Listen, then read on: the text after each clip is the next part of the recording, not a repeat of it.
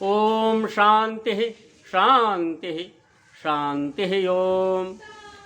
मित्रों, आज हम इस बात पर विचार करेंगे कि संसार में हम देखते हैं कि बहुत से देश ऐसे हैं जो बहुत ही संपन्न हैं और वहाँ भ्रष्टाचार भी कम है, और बहुत से ऐसे देश हैं अत्यंत निर्धन हैं, असमानताएं हैं, कहीं पर ऊंची ऊंची बिल्डिंगें हैं, कहीं पर लोग झोपड़ियों में रहते हैं, सड़कों पर सोते हैं और भ्रष्टाचार भी बहुत ज़्यादा है।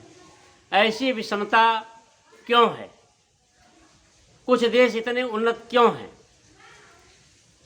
जब हम गंभीरता से विचार करते हैं, देखते हैं, तो पता चलता है, ज्ञात होता है कि जो उन्नत देश हैं उन्होंने शिक्षा के ऊपर विशेष ध्यान दिया, और जो निर्धन देश हैं जहाँ भ्रष्टाचार ज़्यादा है उन्होंने शिक्षा के ऊपर कम ध्यान दिया।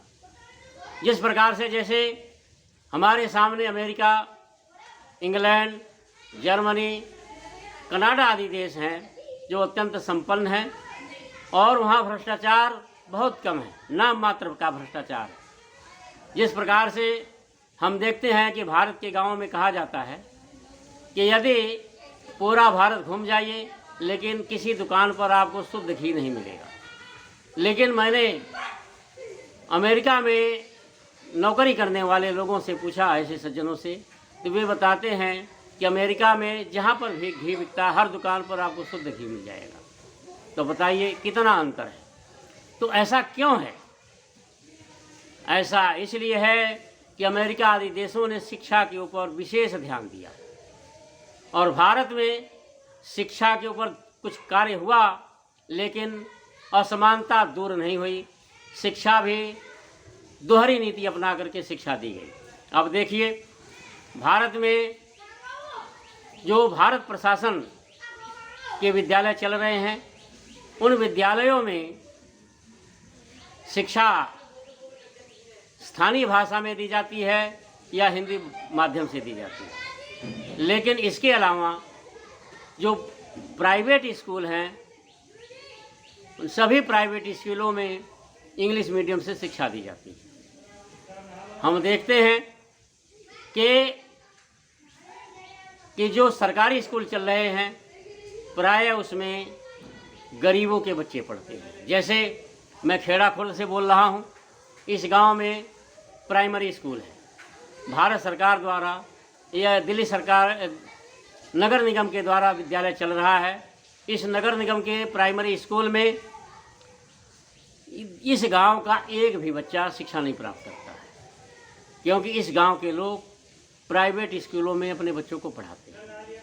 लेकिन इस नगर निगम के विद्यालय में बहुत से बच्चे शिक्षा प्राप्त करते हैं। लेकिन कौन बच्चे हैं?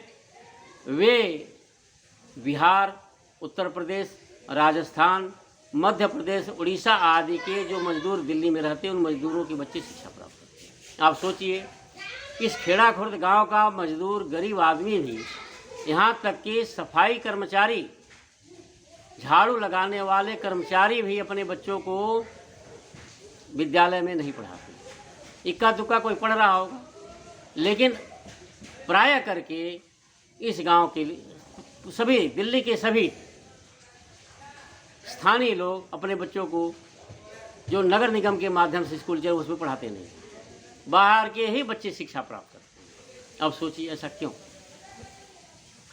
तो यहाँ का मजदूर भी यह सोचता है कि प्राइवेट स्कूल में अच्छी शिक्षा दी जाती है और प्राइवेट स्कूल में पढ़ करके हमारा बच्चा सफल होगा। तो प्राइवेट स्कूल भी 3 प्रकार के चलते हैं। एक तो महंगे, जिनकी फीस जो है 5-6 हज़ार रुपये, 7 हज़ार रुपये है। दूसरे 2-3-4 हज़ार रुपये है, और निम्न श्रेणी की जिनकी फीस जो है 500 रुपये से लेकर के 1000 रुपये तक है। और इसके अलावा जो गांव के अत्यंत संपन्न लोग हैं वे लोग अपने बच्चों को इस गांव के अच्छे स्कूलों में भी नहीं पढ़ाते, वे शहर के अच्छे स्कूलों में अपने बच्चों को पढ़ाते हैं, और आने जाने की सुविधा से बचने के लिए गांव छोड़ कर के शहर में बस जाते हैं बच्चों को शिक्षित करने के लिए। तो ऐसे लोगों के ही बच्चे सफल होते हैं। आप प्राय देख लीजिए, ऐसे बच्चों, ऐसे संपन्न लोगों के बच्चे प्राय सभी उच्च उच्च पदों पर पहुंचते हैं। और जो मजदूरों के बच्चे प्राइमरी स्कूल में शिक्षा प्राप्त करते हैं, वे क्या 8वीं पास करके, 10वीं पास करके, ज़्यादा ज़्यादा प्राय 12वीं पास करके पढ़ाई छोड़ देते हैं, क्योंकि उनके अंदर ये भावना होती है कि नौकरी तो मिलेगी नहीं, पढ़ के क्या होगा। तो इसलिए माता पिता उनको पढ़ाई छुड़ा करके काम पर लगा देते हैं। लेकिन अमेरिका आदि देशों में स्कूल की पढ़ाई की चिंता किसी अभिभावक को नहीं होती है। लंबा खर्चा, क्योंकि वहाँ प्राइवेट स्कूल होते ही नहीं। राष्ट्रपति का भी बेटा और सफाई कर्मचारी का भी बेटा सरकारी स्कूलों में पढ़ते, एक ही स्कूल में पढ़ते, और सारा खर्चा वहाँ बड़े बड़े विद्यालय होते हैं। बस आती है, सभी बच्चे उसमें बैठ कर के चले जाते हैं। न तो बस का किराया, गाड़ी का किराया नहीं, किताब कापी का खर्चा नहीं, कोई फीस नहीं, सब निःशुल्क। तो इस तरह से गरीब आदमी भी निश्चिंत होता है और सोचता है कि मेरा बच्चा पढ़ लेगा। तो इस तरह से गरीबों के भी मेहनती इंटेलिजेंट बच्चे उच्च शिक्षा प्राप्त करते हैं और सफल होते हैं। लेकिन भारत में क्या है, 2 प्रकार की शिक्षा व्यवस्था है। गरीबों के लिए हिंदी मीडियम, अमीरों के लिए इंग्लिश मीडियम। गरीबों के लिए सरकारी स्कूल, अमीरों के लिए प्राइवेट स्कूल। तो इस तरह से प्रायः सरकारी स्कूल में जो बच्चे पढ़ते हैं वे पढ़ाई छोड़ देते, इक्का दुक्का जो कुछ पढ़ते हैं और कोई नौकरी भी पा जाते हैं अपवाद रूप में। लेकिन आप 100% देख लीजिए, अच्छे अच्छे स्कूल हैं। दिल्ली के जो महंगे महंगे स्कूल हैं उसमें पढ़ने वाले बच्चे, सभी बच्चे प्राय जो है 80% से ऊपर 90% से ऊपर ही नंबर लाते हैं। और उन्हीं का दाखिला होता है, वही सफल होते, वही इंजीनियर बनते, वही डॉक्टर बनते हैं। मैं तो बड़े बड़े संपन्न लोगों के घरों में जाता हूँ दान लेने, भीख मांगने। मैं देखता हूँ प्राय 100% ऐसे लोगों के बच्चे, किसी के 3 बेटे हैं तो पता चला 1 इंजीनियर है, 2 डॉक्टर हैं। किसी के 4 बच्चे, पता चला चारों के चारों डॉक्टर हैं। किसी के 2 बच्चे, पता चला दोनों के दोनों सीए हैं। सबके 100%। और मजदूरों की देख लीजिए, 100%, 95% जो है मजदूर बनते हैं। गरीबों के बच्चे गरीब बनते, मजदूर बनते हैं। अमीरों के बच्चे बड़े बड़े पदों पर पहुंचते हैं। और बुराइयां इसी कारण से, शिक्षा का अभाव होने के कारण से गरीबों में बुराइयां भी होती हैं। तो यह सारा का सारा जो है शिक्षा के कारण है। शिक्षा व्यवस्था के दूषित होने के कारण से भारत जो है पिछड़ा हुआ देश है। एक बार मैं 12वीं क्लास में पढ़ रहा था। हमें साइंस पढ़ाने वाले, केमिस्ट्री पढ़ाने वाले अध्यापक थे दान बहादुर शाही, क्षत्रिय थे। एक बार छात्रों ने उनसे पूछा, गुरुजी दलितों का आरक्षण क्यों है? वह साइंस पढ़ाते थे लेकिन हर विषय के जानकार थे, हर विषय के ऊपर व्याख्यान देते थे और छात्र भी उन्हीं से सब कुछ पूछते थे। इतिहास की बात पूछना हो, धर्म की बात पूछना हो, सामाजिक बात उन्हीं से पूछते थे। केमिस्ट्री के प्रोफेसर थे। उन्होंने कहा कि पूछा कि अच्छा तुम बताओ ऐसा क्यों है? तो छात्रों ने कहा ये वोट की राजनीति है। तो उस समय ये 84 की बात है। उन्होंने कहा यदि 12वीं क्लास में आकर के अगर तुम्हारे इस प्रकार के विचार हैं तो निश्चित रूप से तुमने शिक्षा प्राप्त नहीं की, तुम अनपढ़ के समान हो। फिर उन्होंने कहा अच्छा ये बताओ, यह ऐसे स्कूल की बात है जिस स्कूल में ज़्यादा छात्र क्षत्रियों के थे, अध्यापक भी ज़्यादा क्षत्रिय थे, ठाकुर। तो उन्होंने पूछा अच्छा ये बताओ कितने ठाकुर ऐसे हैं, क्षत्रिय ऐसे हैं तुम्हारे मोहल्ले के, तुम्हारे गांव के, कि जो दलितों जैसे गरीब हैं? तो उन्होंने छात्रों ने कहा शायद एकाध ही होगा। क्या अच्छा, इसका मतलब 99% जो है ठाकुर इतने संपन्न है जो कोई दलित जैसा नहीं। अच्छा, ये फिर उन्होंने पूछा, ये बताओ कितने हरिजन या दलित इतने संपन्न हैं जो ठाकुरों जैसे हों? तो छात्रों ने कहा शायद एक आध हो। तो उन्होंने, दान बहादुर शाही ने कहा, जो ये 99 गुना तुम संपन्न हो, इस खाई को दूर करने के लिए आरक्षण लागू हुआ है। तो मैं भी तब तक जो है मैं भी यही सोचता था कि जो आरक्षण है दलितों का या महिलाओं का, या सिर्फ वोट की राजनीति के लिए, उस दिन मेरी आँख खुली और मैं जो है समझ सका कि आरक्षण क्यों है। न उसके पहले मैं भी गलत ही विचारधारा थे, हम भी विरोध करते। और इसके अलावा बहुत से सज्जन आरक्षण का, जो मैं भी आरक्षण का विरोध करता हूँ, लेकिन आरक्षण जो है एक आवश्यक बुराई है। जब तक शिक्षा, समान शिक्षा अगर 70 वर्ष पहले लागू हो जाती तो अब ये आरक्षण की आवश्यकता ही नहीं होती। और इस आरक्षण के कारण से हिंदू समाज जातियों में ज़्यादा विभक्त नहीं होता। और आज देख लीजिए, हर जाति के लोग आरक्षण की मांग कर रहे हैं और अपना अपना गुट बना करके अलग हो रहे हैं, आपस में लड़ रहे हैं। तो ऐसे लोग जो विरोध करते हैं लेकिन अपनी जाति का आरक्षण चाहते भी हैं, अपनी जाति का आरक्षण चाहते हैं लेकिन दूसरे के आरक्षण का विरोध करते हैं, उन्हीं से पूछा जाए फिर तर्क क्या देते हैं कि बताओ, एक अयोग्य व्यक्ति आरक्षण के कारण से डॉक्टर बन जाता है, इंजीनियर बन जाता है, तो क्या करेगा? डॉक्टर बन के मरीज को मारेगा, इंजीनियर बन करके बिल्डिंग को ध्वस्त कर देगा। तो उन्हीं से कहा जाए कि देखो, महिलाओं का जो आरक्षण है और एक अयोग्य लड़की आरक्षण के कारण से इंजीनियर या डॉक्टर बन जाती तो क्या करेगी?